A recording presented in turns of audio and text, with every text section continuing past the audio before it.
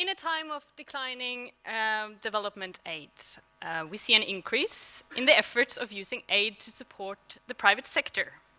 This is often referred to as catalytic aid, or even a win-win situation. But who wins more and who loses? And is it legitimate to prioritize self-interests as long as both sides gain something? And is this type of aid the best type of aid? And is it actually the right medicine for development and poverty reduction? To help us answer some of these questions, we have some exceptionally good panelists with us today, both from academia and civil society. We will first have a presentation of the report Business Development for Poverty Reduction, followed by comments and some introductory remarks, before we end with a panel discussion. And if time, I will open up for a couple of questions from the audience at the end. To present the report, I would like to welcome Espen Villanger. Villanger is a senior researcher at Christian Michelsen's Institute in Bergen. He has a PhD from Norwegian School of Economics, and at CMI, Villanger has worked on entrepreneurship and micro-business development, job creation, gender inequality, poverty and income mobility. And as I said, he's one of the authors of the report. Please, Espen, the floor is yours.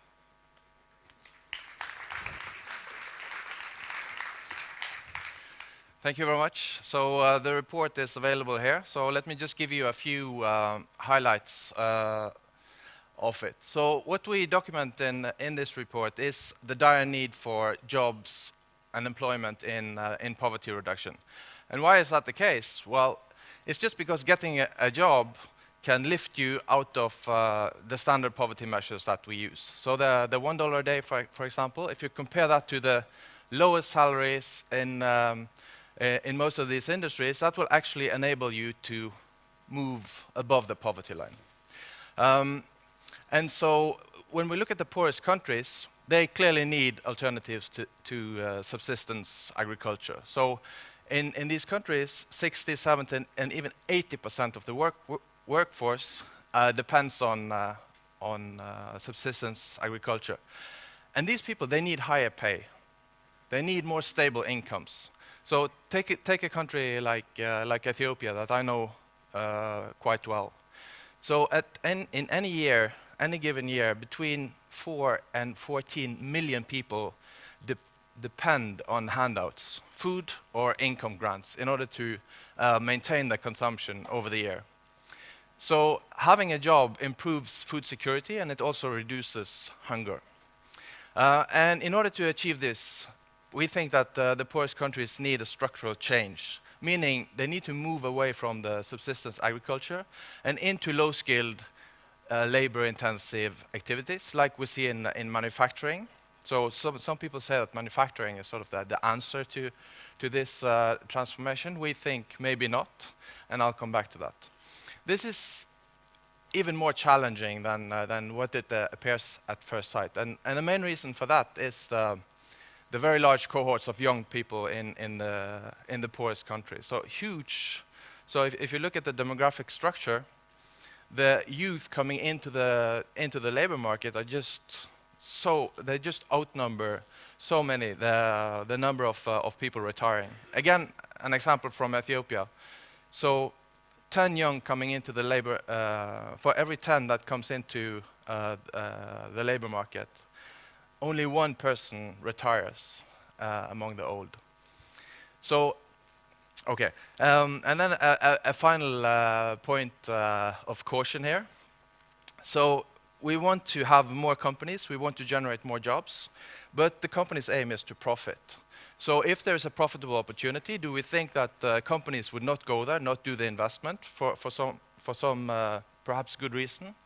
And so do we want to support these companies? So what are we actually doing with foreign aid in this setting?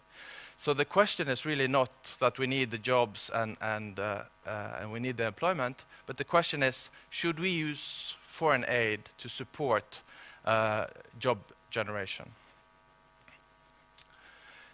So in this report, we look at how it's possible to attract labor-intensive industries. And this is really a big shift that requires lots of jobs. So it's not like supporting one company or two companies. This is about sectors. And it's very controversial to subsidize sectors and large companies for obvious reasons. Rent-seeking, starting with these kinds of subsidies, attracts a lot of rent-seeking and corruption. And you also distort the market. So helping one company might run another company out of business. Yeah? So you see that the company that you're helping is growing and employing more people, but you don't see that the competitor has to close down because it can't compete with someone who is subsidized. So, but I'll show you that actually being able to identify a new sector can be very beneficial to the country. And think about the Norwegian development trajectories here. So, poverty reduction, that's what we are interested in. So that means that as a core principle, these jobs needs to be for poor people. So what can the poor people do? Most of the poor that we are that we care for in the poorest country have very few skills, very little education, a very low degree of empowerment. So the lower the skills requirements for getting the job, the more sure can you be that this is actually benefiting the poorest. So that will have a direct effect on poverty, and it also, as what we find, it enhances their employability. Meaning, if you start in one of these very low-skilled industries, you have a higher likelihood of moving up and becoming employed at a higher salary in some of the little bit more advanced industries.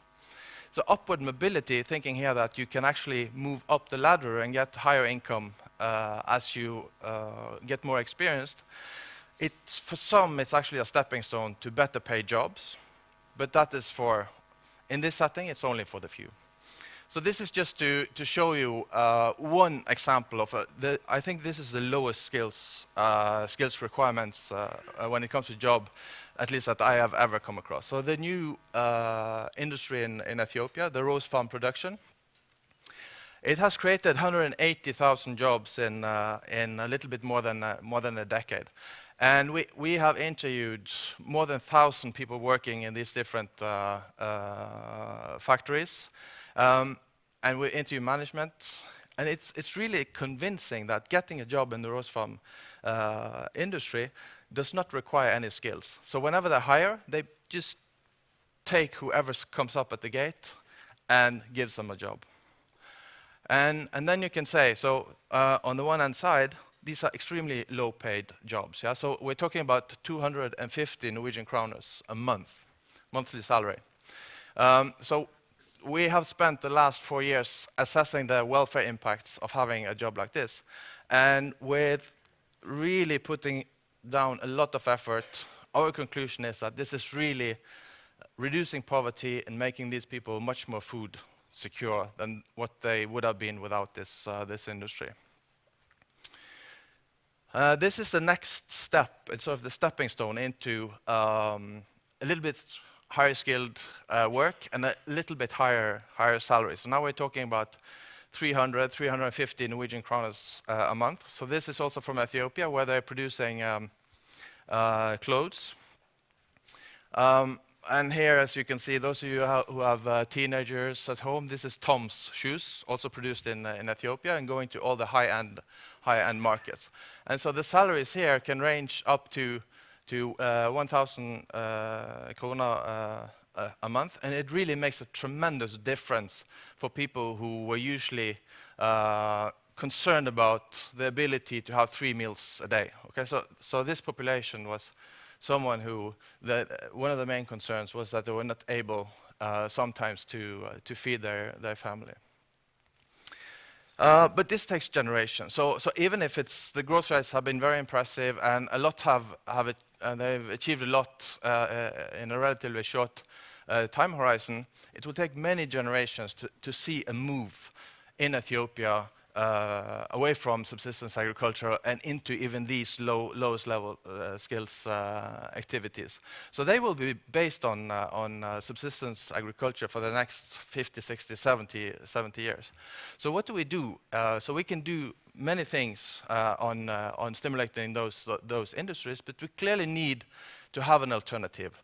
And what we document in the report is that, well, there is an alternative in helping people to create their own jobs. Entrepreneurship development programs where they give credit, training, and help with technology diffusion is an alternative that is viable, despite all the sad news about microfinance not being a tool for job generation. So the main point here is that it's likely that most people are not entrepreneurs. Okay, so giving out broad microfinance programs is not generating a lot of jobs. So if you look at OECD, where people can choose, you know, do you want to have a job or do you want to establish your own company?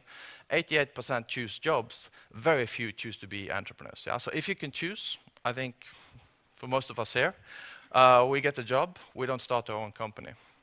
So, and here is the point. So in many of these countries, women have been barred from developing their own business in a larger scale. Okay, so it's always been okay to do the micro business from home, doing some selling of tea and making of local breads.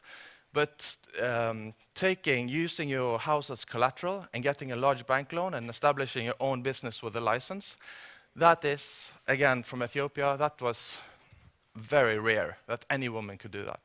So the idea was that abilities to develop a business and be an entrepreneur is likely equally distributed from birth between men and women. And so what happens if we actually give them the opportunity to become entrepreneurs?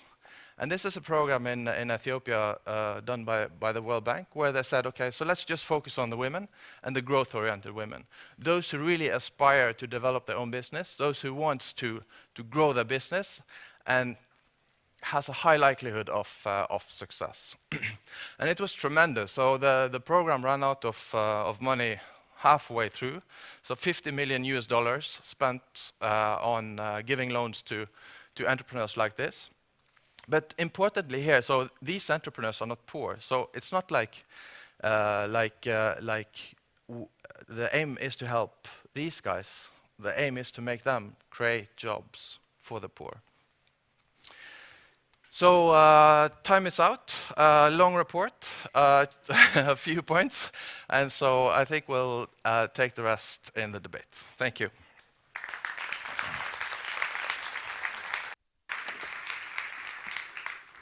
Thank you, Espen, for that interesting presentation, and I'm sure we can come back to some of the issues you raised.